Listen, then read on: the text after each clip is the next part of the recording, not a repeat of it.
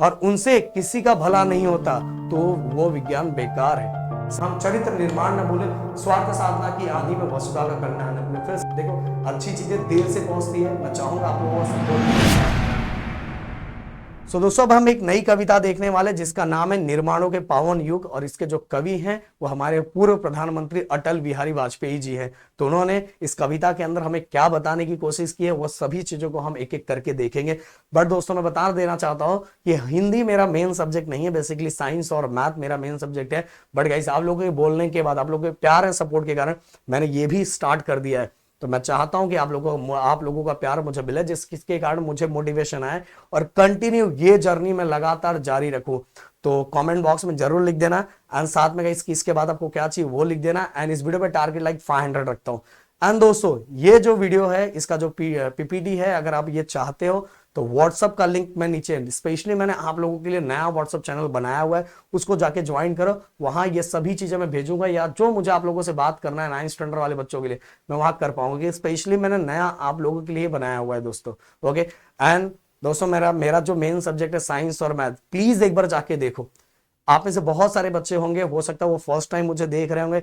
एक बार साइंस का जो भी चैप्टर डिफिकल्ट लग रहा होगा, उस टॉपिक का नाम लिखो, वन शॉट लिखो, वन शॉट गिरी ट्यूटोरियल लिखो। देखो, आपकी आंखों के सामने आ जाएगा। और बहुत कम टाइम में मैंने बहुत बेहतरीन तरीके से चीजों को एक्सप्लेन किया हुआ है। इवन गाइस, अलजेब्रा पूरा डिटेल में भी पढ़ाया है। इवन गाइस, वन शॉट भी मैंने अभी बना के डाला हुआ है। राहुल सर, जो बाय वाला सेक्शन है, राहुल सर लेते हैं। एंड साथ में राहुल सर के बारे में क्या ही बोलूं, इंजीनियरिंग में जाके देखो, हमारा मेन चैनल इंजीनियरिंग का है, उसमें भी राहुल सर का जलवा नेक्स्ट लेवल का है। और वैसा टीचर आपको 9th स्टैंडर्ड में ज्योमेट्री पढ़ा रहे हैं, तो भाई क्या ही जलवा है। मैं बोल रहा, देखो, अच्छी चीजें देर से पहुंचती है। मैं चाहूंगा आप लोगों का सपोर्ट मिले एंड ये सभी चीजें लोगों तक जल्दी जल्दी पहुंचे। तो चलो स्टार्ट करते हैं निर्माणों के पावन युग। तो सबसे पहले हम कविता की पंक्ति देख लेते हैं। निर्माणों के पावन युग में हम चरित्र निर्माण न भूले, स्वार्थ साधना की आंधी में वसुधा का कल्याण न भूले। कवि अपनी इन पंक्तियों के द्वारा यह कहना चाहते हैं कि आज समय विज्ञान और तकनीक का है।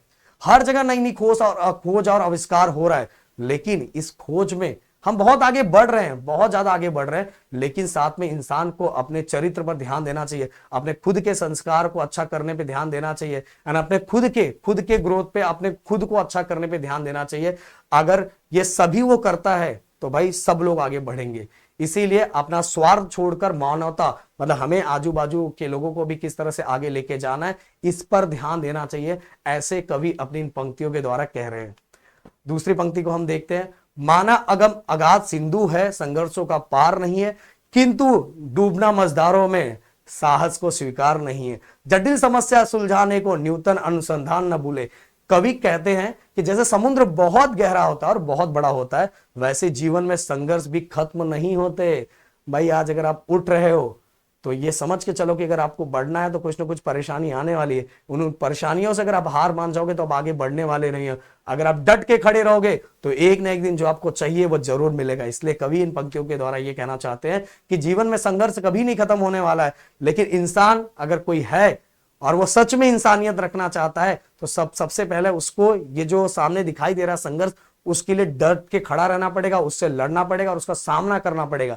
साहसी व्यक्ति बीच में रास्ते में कभी हार नहीं मानता। उसे हमेशा कठिनाइयों को हल निकालने के लिए हमेशा लगातार वो क्या करता रहता है, कोशिश करता रहता है। कोई भी कठिनाई आ गई, उसको हम किस तरह से उसका हल निकालेंगे, ये हमेशा वो हर तरह का एक ना एक नया तरीका निकालता रहता है और कोशिश करता रहता है। जैसा अगर मैं उदाहरण देना चाहूं तो आप लोगों ने देखा हो, कोरोना आया था। कोरोना के समय हम इंसानों ने ही क्या किया था, एक नया वैक्सीन निकाला था और वैक्सीन के थ्रू हमने बहुत सारे इंसानों को बचाया। तो इंसान है, अगर इंसान खड़ा हो जाए तो भाई डरे ना तो कुछ भी करके दिखा सकता है। समझ में आया? तो भाई अगली पंक्ति को हम देखते हैं। निर्माणों के पावन युग में हम चरित्र निर्माण न भूले, स्वार्थ साधना की आंधी में वसुधा का कल्याण न भूले। फिर से वही मतलब है जो पहले दिया हुआ है। कवि कहते हैं कि आज का युग यह विज्ञान और तकनीक का है। हर जगह हर दिन नई नई खोजों और आविष्कार हो रहे हैं। इंसान भौतिक रूप से आगे बढ़ रहा है, लेकिन उसे अपने चरित्र निर्माण पर, खुद के निर्माण पर भी ध्यान देना चाहिए। अपना स्वार्थ छोड़कर मानवता, हमें आजू बाजू के लोगों को किस तरह से भला हो सके, इस पे काम करना चाहिए। ऐसा कभी अपनी इन पंक्तियों के द्वारा कह रहे हैं। सील विनय आदर्श श्रेष्ठा, तार बिना झंकार नहीं, शिक्षा क्या स्वर साध सकेगी यदि नैतिक आधार नहीं है। कीर्ति कौमुदी की गरिमा में संस्कृति का सम्मान न भूले। कवि कहते हैं कि लोगों में अच्छे संस्कार, विनम्रता और श्रेष्ठ बनने की भावना जरूरी है, बिल्कुल जरूरी है भाई, ये रहना बहुत जरूरी है, तभी समाज में जागरूकता आ सकती है। अगर ये नहीं है तो भाई आप इंसान होके भी इंसान बनने के लायक नहीं हो। आपके अंदर ये सभी चीजें होनी चाहिए कि हमें कैसे अंदर, हमारे अंदर संस्कार होने चाहिए, हमें किसके साथ कैसा बर्ताव करना चाहिए, हमें खुद को श्रेष्ठ बनाने के लिए क्या क्या चीजों की जरूरत है, वो सभी चीजों का हमें पता रहना चाहिए। अगर ये सभी चीजें हैं तभी हमारा समाज जागरूक हो सकता है, जाग सकता है।